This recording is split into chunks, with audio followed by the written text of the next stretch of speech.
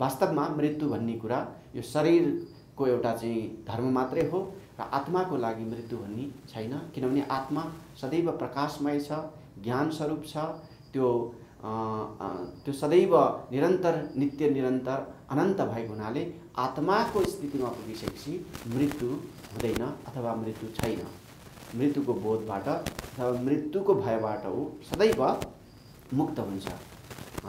किनभने त्यो शास्त्रले पनि त्यही नै बताएको छ र त्यो प्रमाणितै कुरा हो। शास्त्रद्वारा, वेदद्वारा, उपनिषदहरूद्वारा, ऋषिहरूको अनुभवद्वारा प्रमाणित कुरा भएको हुनाले मृत्यु तबसम्म मृत्युको मान्छेलाई भय हुन्छ जबसम्म उसलाई शरीर बुद्धि अथवा म शरीर हुँ भन्ने मात्रै ज्ञान रहन्छ। जुन दिन उसको आत्माको ज्ञान हुन्छ त्यो दिन उसलाई मृत्यु भन्ने हुँदैन। किनभने आत्मा कुनै पनि चिजबाट नाश नहुने, नैनम छिन्दन्ति शास्त्राणि नैनम दहति पावक न चैनम किरदयन्त्यापो न शोषति मारुत भनेर गीताले भनिएको छ। आत्मालाई न पानीले गलाउन सक्छ, न शस्त्रले काट्न सक्छ, न हावाले सुकाउन सक्छ। कुनै पनि शस्त्र अस्त्रबाट आत्मालाई चाहिँ नि नाश गर्न नसक्ने भनेर शास्त्रले यसरी गीतामा यसरी बताइएको छ। त्यसकारण त्यो परम यथार्थलाई, त्यो परम सत्यलाई हामीले बोध गरेर त्यसको यथार्थसम्म पुग्न सक्नु नै के हो? त्यो नै ज्ञान हो। र अब मान्छेलाई ज्ञान पनि धेरै 3 प्रकारको छ। ज्ञान पनि अब पहिलो ज्ञान के छ भने मान्छेले अब गुरुहरूद्वारा, विभिन्न किसिमका गुरुहरूद्वारा, किताबको अथवा पुस्तकको ज्ञानद्वारा जुन जानकारी हामी प्राप्त गर्छौं त्यो हामीले सूचनामूलक ज्ञान अथवा जानकारी लिनु हो, उपदेश लिनु हो। र त्यसलाई ज्ञानको पहिलो चरण अथवा हामी यसलाई नै शिक्षा भन्छौं। र त्यही ज्ञानलाई जति पनि हामी सिकेका कुरा छौं, उपदेशबाट प्राप्त गरेका कुरा छौं, हाम्रो मन मस्तिष्कमा जुन हामी धारण गर्छौं, ज्ञान यो हो भन्ने कुरा जुन धारण गर्छौं, त्यसलाई हामीले जब आचरण पक्षमा उतार्छौं, व्यवहारमा उतार्छौं, हाम्रो चरित्रमा उतार्छौं, हाम्रो दैनिक अभ्यासमा, प्र्याक्टिसमा उतार्छौं, तब त्यो ज्ञानको दोस्रो पक्ष हो। त्यो दोस्रोको शिक्षा, दोस्रो पक्ष नै यो शिक्षा हो। दीक्षा नै के हो? जति पनि हामीले बुझेका, जानेका र आफूलाई उपयोगी हुने लाभदायक ज्ञानहरूलाई जीवनमा, व्यवहारमा इमानदारीका साथ हामी अपनाउन थाल्छौं, त्यही नै के हो? दीक्षा हो। यसलाई दीक्षालाई नै विज्ञान भनिएको छ। यो अहिलेको भाषामा विज्ञान भनेको के हो भने हामीले ज्ञानलाई नै जब हामी धारण गर्छौं, ज्ञानलाई आफ्नो व्यवहारमा लिएर आउँछौं, आफ्नो चरित्रमा लिएर आउँछौं, आफ्नो नैतिकतामा लिएर आउँछौं, त्यही नै विज्ञान हो। जो व्यक्तिले शिक्षालाई इमानदारीका पूर्वक धारण गर्दछ ऊ विज्ञानमय हुन्छ। त्यसलाई हामी वैज्ञानिक पनि भन्दछौं। वैज्ञानिक को हो? जो प्र्याक्टिसमा लिएर आउँछ, अनुसन्धान गर्छ, त्यसलाई चाहिँ नि त्यसप्रति सदैव अनुसन्धान र अनुभवमा उतार्दै जान्छ। त्यस्तो प्रकारको शिक्षा नै के हो? विज्ञान हो। र हामी ज्ञानलाई जबसम्म विज्ञानमा उतार्दैनौं तबसम्म फेरि त्यसको चाहिँ नि वास्तविक गहिराईमा जान सक्दैनौं, त्यसको गहिरो अनुभूति गर्न सक्दैनौं। र हामी सतै लेभलमा ज्ञानको एउटा चाहिँ व्याख्या त गर्छौं, तर हाम्रो मन मस्तिष्क परिवर्तन हुँदैन, हाम्रो इन्द्रियमा रूपान्तरण हुँदैन, हाम्रो मनमा रूपान्तरण हुँदैन, चित्तमा रूपान्तरण हुँदैन, चेतनामा रूपान्तरण हुँदैन, र हाम्रो आत्मामा पनि रूपान्तरण हुँदैन। तब जबसम्म रूपान्तरण हुँदैन तबसम्म हाम्रो अवस्था त्यही नै रहन्छ। काम, क्रोध, लोभ, मोह, ईर्ष्या, घमण्डमा हामी रहन्छौँ। जतिसुकै ठुलो ज्ञानी भए पनि हाम्रो घमण्ड कम हुँदैन। त जब हामी ज्ञानलाई अथवा शिक्षालाई एउटा विज्ञानको रूपमा प्रयोग गर्दै गर्दै स्वयंलाई रूपान्तरण गर्दै हामी भित्र भएका जुन दोषहरू छन्, जस्तै काम, क्रोध, लोभ, मोह, ईर्ष्या, घमण्ड आदि दोषलाई के छ भने त्यसलाई रूपान्तरण गरेर त्यसलाई एउटा शक्तिको रूपमा परिणत गरेर हामी भित्र जस्तै अब लोभ, मोह जस्ता चिजहरूलाई हामीले चाहिँ एउटा त्याग, वैराग्य र एउटा चाहिँ सद्भावना आदि आदि, दया, करुणा, क्षमा, संयमता, अरूप्रति सेवाको भावना, सबैप्रति सेवाको भावना, सबैको कल्याणको कामना, त्यस्तो किसिमको हृदयको गुण विकास हुँदै गइसकेपछि मात्र हामी वास्तविक रूपबाट अरूको पनि कल्याण गर्न सक्छौँ र स्वयंको पनि हामी कल्याण गर्दछौँ। र अहिले मान्छेहरूले कति मान्छेहरूले प्रश्न गर्छन्, ईश्वर भनेको के हो, ईश्वर हामीले कहाँ देखेका छौँ भन्ने कुराहरू प्रश्न गर्छौँ। ईश्वर भनेको अब यही हो। ईश्वर भनेको हामीले देख्ने कुरा होइन, यो धारण गर्ने कुरा हो। जसले धर्मलाई धारण गर्छ, जसले शिक्षालाई धारण गर्छ र त्यो धारण गरिसकेपछि जुन एउटा ऊ दीक्षित भएर उसले आफ्नो कर्म व्यवहारमा आफ्नो सम्पूर्ण जीवन एउटा चाहिँ दीक्षामय ढङ्गबाट बिताउँदछ, तपस्यामय ढङ्गबाट बिताउँदछ। ऊ एउटा चाहिँ त्यही एउटा सिद्धान्तमा निरन्तर बाँचिरहन्छ, त्यसैमा चाहिँ उसले जिउने अभ्यास गर्छ। त्यस्तो किसिमको महान पुरुष, त्यस्तो किसिमको श्रेष्ठ पुरुष नै के हो, ज्ञानी कहलाउँदछ। त्यही नै ईश्वरको रूप हुन्छ। त्यसकारण धरतीमा ईश्वरले विभिन्न किसिमका रूप लिएर आउनुहुन्छ र उहाँले चाहिँ मनुष्य जगतको लागि, मनुष्यको लागि एउटा मार्ग निर्देशन दिनुहुन्छ र मनुष्यमा जति पनि पाप कर्महरूलाई मेटाएर पुण्य कर्मतर्फ मनुष्यलाई डोराउनुहुन्छ र धर्मको स्थापना गर्नुहुन्छ भन्ने हाम्रो मान्यता, हाम्रो जुन माइथोलोजी छ, हामीले निरन्तर यसलाई अपनाउँदै आएका छौँ। यही नै हो ईश्वर। हामीले कहीँ खोज्न जानु पर्दैन। हामी भित्रकै त्यो शक्ति, त्यो सामर्थ्य, त्यो पवित्रता, त्यो उत्कृष्ट चरित्रता जसले धारण गर्न सकेको छ, त्यही नै व्यक्ति ईश्वरको स्वरूप हो, जसले सबैको कल्याण गर्दछ, स्वयंको पनि कल्याण गर्दछ। र यसरी मनुष्य जीवनलाई हामीले सर्वकल्याणको मार्गमा यसरी लैजान सक्छौँ। यसलाई हामीले लैजानको लागि अब हामी यो ज्ञान योग, भक्ति योग र कर्मयोगलाई नै प्रमुख साधन मानेर हामीले चाहिँ नि यसलाई गुरुहरूको वाणीबाट, गुरुहरूको सिद्ध वाणीबाट प्राप्त भएको कुरा हो। जति पनि ऋषिमुनिहरूको कुराहरू हो, ऋषिमुनिहरूले यही नै बार बार पुकारेर मनुष्यलाई बताउँदै जानुभएको छ। र त्यसमा अब जो मनुष्य एउटा चाहिँ नि ईश्वरप्रति आस्था राख्नुहुन्छ, आफ्नो मनुष्यको कल्याणको लागि पर्नुहुन्छ, सत्मार्गमा अथवा सत्य प्राप्तिको लागि पर्नुहुन्छ, उहाँहरूले यही मार्गलाई अपनाएर आफ्नो जीवनको कल्याण गरेका छन्। र अब त्यसकारण जो जीवनको कल्याण गर्न चाहन्छ उसले ज्ञान योग, भक्ति योग र कर्मयोगको अभ्यासलाई एउटा चाहिँ नि निरन्तर अभ्यास गर्दै जाओस्। र यसमा अब योगको सँगसँगै अब ज्ञान योग, कर्मयोग, भक्ति योग सँगसँगै हाम्रो योग दर्शनहरू, विभिन्न किसिमका दर्शनहरूले विभिन्न ढङ्गबाट बताइएको छ। अब त्यसमा चाहिँ नि पतञ्जलि योग दर्शनमा अष्टाङ्ग योगको व्याख्या भएको छ र त्यो अष्टाङ्ग योगमा पनि यो तीनै कुराहरू लागू हुन्छ। ज्ञान योग, भक्ति योग।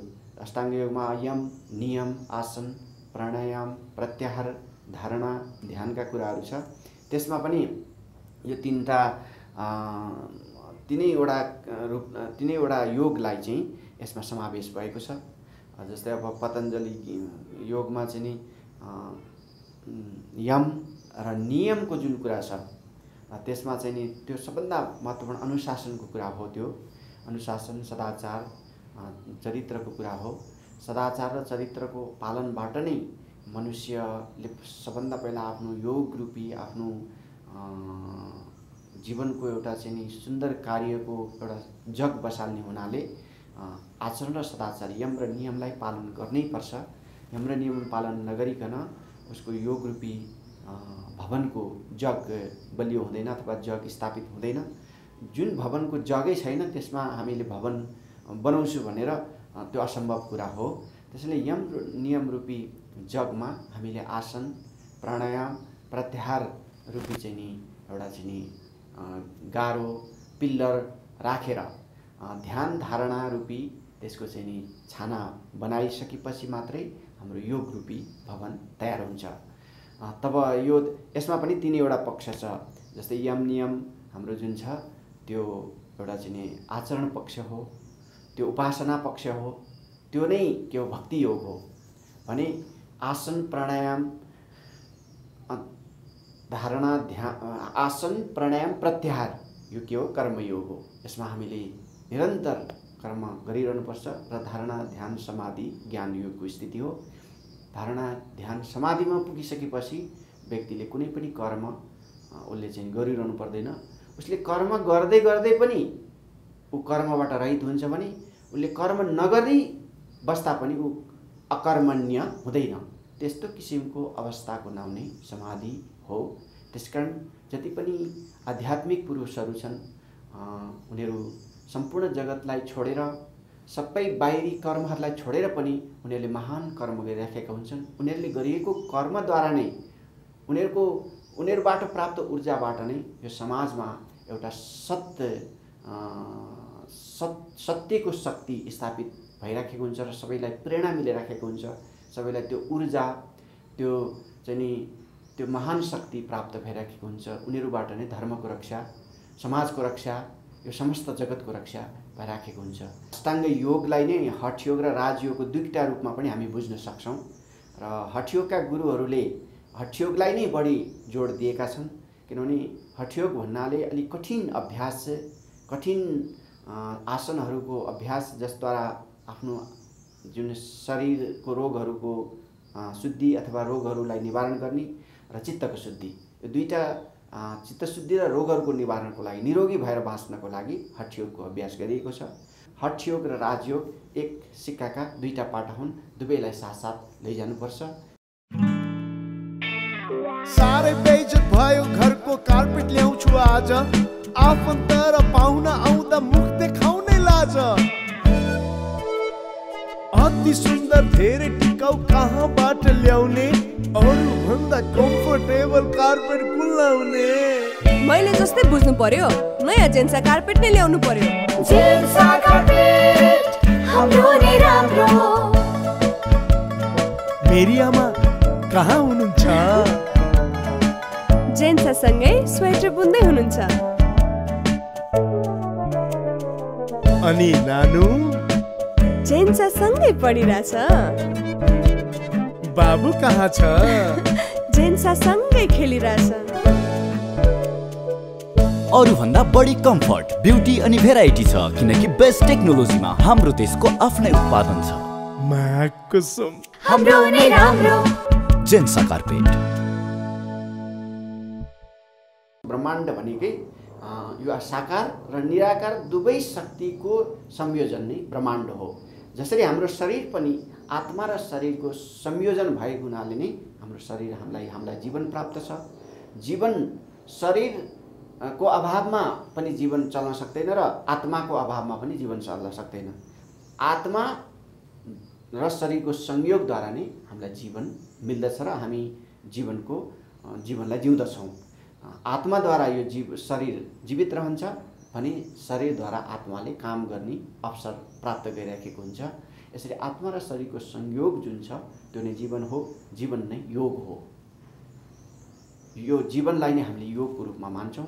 यही वास्तविक तथ्यलाई हामीले हृदयङ्गम गर्दै हामीले आफ्नो जीवनलाई एउटा चाहिँ विज्ञान सम्बद्ध ज्ञान सम्बद्ध जिउने प्रयत्न गर्दै जानुपर्दछ र आफ्नो चरित्रको विशुद्ध चरित्रको निर्माणतर्फ लाग्नुपर्दछ। यही नै हाम्रो परम श्रद्धेय स्वामी सच्चिदानन्द विश्वदेवले दिनुभएको ग्रन्थ चरित्र विज्ञानको वास्तविक स्वरूप यही नै हो, सार यही हो। उहाँले आफ्नो जीवनभर साधना गर्दै गर्दै चरित्र विज्ञानको पुस्तकलाई लेख्नुभएको छ र चरित्र विज्ञानको पुस्तकमा उहाँले यही ज्ञान योग र भक्ति योग र कर्मयोगलाई नै अहिलेको व्यवहारिक अहिलेको समय सापेक्ष 21औं शताब्दीका हरेक व्यक्तिहरूले बुझ्न सक्ने, अहिलेका शिक्षित वैज्ञानिक र मोडर्न भनौँ आधुनिक व्यक्तिहरूले बुझ्न सक्ने ढङ्गबाट उहाँले चरित्र विज्ञानलाई प्रस्तुत गर्नुभएको छ, ताकि मान्छे अहिलेको यो संसारिक सबै प्रकारको कार्य व्यवहारलाई सम्पन्न गर्दै गर्दै पनि उसले आफ्नो आध्यात्मिक उन्नति गर्न सकोस्, उसको जीवन दुःखमय नहोस्, उसको जीवन सुखमय होस् र सबैको कल्याण गर्दै गर्दै सबैको सेवा मानवताको सेवा गर्दै गर्दै पनि आफ्नो पनि उद्धार गर्न सकोस् भन्ने उहाँको परम चाहना र करुणामय भावनाद्वारा उहाँले चरित्र विज्ञानको प्रतिपादन गर्नुभएको छ। चरित्र विज्ञान योग ग्रन्थ हो जसमा चाहिँ नि 3वटा पक्षहरू छन्। एउटा सैद्धान्तिक पक्ष, एउटा व्यवहारिक पक्ष, एउटा चाहिँ नि अब भक्ति पक्ष भनौँ, एउटा चाहिँ नि आचरण पक्षको कुरो हो। सैद्धान्तिक पक्ष जुन ज्ञान पक्ष छ, जसलाई हामीले मस्तिष्कमा समझदारीको रूपमा लिनुपर्छ, जसको मस्तिष्कमा समझदारी जति बढ्यो, जति ज्ञान बढ्यो, त्यति नै उसको काँधमा जिम्मेवारी अथवा प्र्याक्टिसमा आउन सक्छ। जति ऊ भित्रबाट पूर्ण समझदार प्राप्त गर्न सक्छ, भित्रबाट ज्ञान प्राप्त गर्न सक्छ, त्यति नै उसले जिम्मेवारी कुशल ढङ्गबाट निभाउन सक्छ र त्यो जिम्मेवारी निभाइसकेपछि पनि ऊ जिम्मेवारीप्रति आफूले गरेका कर्मप्रति कुनै पनि आसक्त उसमा रहँदैन र त्यसबाट उसलाई कुनै पनि अहङ्कार आउँदैन। र आसक्त र अहङ्कार छोडेर जति पनि हामी कर्म गर्छौँ त्यही नै तपस्या हो। तपस्या भनेको आसक्ति, आफूले गरेका कर्महरूप्रति आसक्ति नहुनु र त्यसमा कुनै पनि लेस मात्र पनि अहङ्कार नहुनु नै तपस्या हो। यसरी मस्तिष्कमा समझदारी, काँधमा जिम्मेवारी, हृदयमा इमानदारी र हृदयमा इमानदारी भनेको हाम्रो भक्ति योग जुन परम भावना, ईश्वरप्रति प्रगाढ जुन भावना छ, लगाव छ। ईश्वरप्रति हामी जब एकदमै लगाव राख्छौँ, परम प्रेम राख्छौँ र विशुद्ध प्रेम राख्छौँ र सदैव उहाँकै चिन्तन गर्छौँ र उहाँकै लागि हामी कर्म गर्छौँ, त्यस्तो किसिमको आस्था, श्रद्धा, विश्वास का साथ गरिएको कर्म नै के हो, त्यो भक्ति हो, त्यो कर्मयोग हो। यसरी चरित्र विज्ञानमा ज्ञान योग, भक्ति योग र कर्मयोगलाई यसरी चाहिँ नि स्वामी परम श्रद्धेय स्वामी विशुद्ध देवजी महाराजले यसलाई चाहिँ स्पष्ट गरिदिनु भएको छ। र अहिलेको समयमा चरित्र विज्ञान सबभन्दा सरल, सजिलो र सबैले बुझ्न सक्ने र सबैले आफ्नो जीवन व्यवहारमा उतार्न सक्ने सजिलो ज्ञान ग्रन्थ भएको हुनाले हामीले यसलाई चाहिँ नि अध्ययन गरेको खण्डमा अवश्य पनि हामी लाभान्वित हुनेछन्। यहाँ गुरुका शिष्यहरू, गुरुसँग सम्बन्धित सबै भक्तहरू यहाँ बसेर त्यस कार्यको लागि जुटिराख्नु भएको छ र उहाँले त्यसैको लागि लागिपर्नु भएको छ। यिनै कुराहरू अब राख्दै आजको कार्यक्रमलाई यति नै राखौँ होला। हे सच्चिदानन्द विशुद्ध तत्व छौ, पूर्ण बन्छौ सबको महत्व, विशुद्धताजी बनमै उतारी, स्वीकार यो जीवन पूर्ण पारी, परम पिता हौ जगदेव देव, हौ सत्य प्राणी सुर वासुदेव, आधार कर्मी सुरहे अपार, हरतार धरता करुणावतार, सृष्टि स्वयंमा विधि ब्रह्म तत्व, स्थिति स्वयंमा प्रभु विष्णु तत्व, लय स्वयंमा शिव शैव तत्व, छनाथ तिम्रै सबमा महत्व, हौ तेज तापो मय शक्ति तत्व, सत्कर्ममा प्रेरक कृष्ण तत्व,